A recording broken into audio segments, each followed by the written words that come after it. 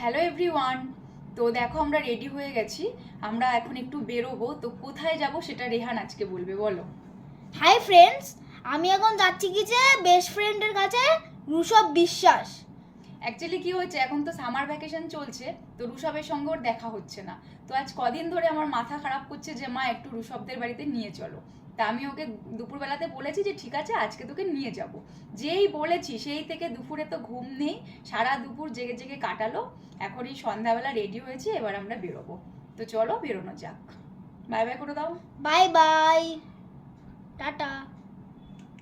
এই দেখো বন্ধুকে পেয়ে কি আনন্দ, বাবা রে।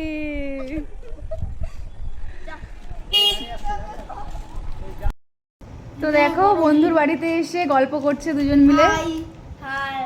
এই হচ্ছে রেহানের বেস্ট ফ্রেন্ড ঋষভ,